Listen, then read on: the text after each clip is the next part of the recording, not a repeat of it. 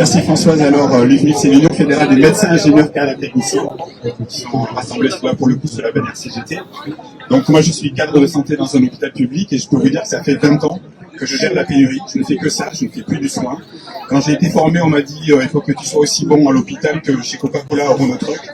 Et on ne soigne plus, on produit du soin. Nos patients ne sont plus des patients, ce sont des clients. Et aujourd'hui, plus important que le médecin, c'est le directeur de la clientèle. Donc autant vous dire que l'hôpital est géré comme une entreprise, mais une entreprise qui est en dépôt de bilan quasi permanent. Lucie l'a dit tout à l'heure. Tu avais le chiffre de 3,5 milliards, moi j'avais le chiffre de 2,6 milliards. Et ce que je sais, donc c'est mon estimation était plus faible, c'est qu'aujourd'hui, 4 hôpitaux sur 10 n'est plus en mesure de financer ses personnels. Donc, l'hôpital tient aujourd'hui uniquement grâce au dévouement des personnels. Et ils sont absolument incroyables. Sauf que ça ne va pas tenir. Et les applaudissements, je vous le dis, les applaudissements ne suffiront plus aujourd'hui.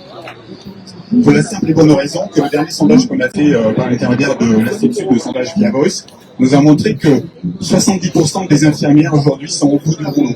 Elles continuent à se soutenir parce qu'il y a un énorme travail d'équipe, mais elles ne trouvent plus de sens à ce qu'elles font, et surtout il n'y a plus d'éthique. Elles ne comprennent plus, puisqu'il ne s'agit plus de soigner, mais de produire du soin. Cette activité, qui se veut être une activité financière, provoque des problèmes de désorganisation majeurs. C'est-à-dire qu'aujourd'hui, on découpe l'année du 1er janvier au 31 décembre, un peu comme chez Renault, comme si tous les jours se valaient. Or, à l'hôpital, on sait que c'est complètement faux. On sait qu'en début d'année, il y a des grippes, il y a des épidémies, il y a la Covid. Là, maintenant, c'est les rhinos. D'ailleurs, je vais choper une belle, avec le pollen, le changement de temps. Il y a des pathologies qui sont liées aux fêtes aussi, aux vacances, à l'été, etc. Il n'y a pas un jour qui ressemble à un autre à l'hôpital. Vouloir standardiser le soin est absolument ridicule et surtout contre-productif.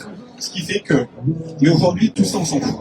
Il faut le dire que ce qui nous intéresse, malheureusement, nous, c'est soigner. On nous dit c'est plus la mission de l'hôpital. La mission de l'hôpital, c'est finalement s'équilibrer avec les actes qui sont tous les ans moins payés, moins notés. Donc, on gère la pénurie. Et là, ce que je peux vous dire, c'est que ça va se casser la figure. Alors, la question de l'hôpital, elle est beaucoup trop sérieuse pour la laisser que seulement des syndicats. Je le dis, je suis syndicaliste, avec notre camarade Ramon, qui représente Sud. Aujourd'hui, c'est plus possible. Nous sommes seuls à nous battre pour sauver l'hôpital public. Ça doit s'arrêter.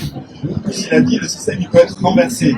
Il ne pourra être renversé que si les associations comme le Tour de France s'y mettent, et si aussi il y a un mouvement citoyen, et si les élus locaux défendent leur hôpital. Ça, c'est super important. Il faut que les villes se réapproprient leurs hôpitaux, se réapproprient leur capacité en soins, et qu'ils fassent pression sur les politiques pour que ça change. Sinon, ça va se casser la figure.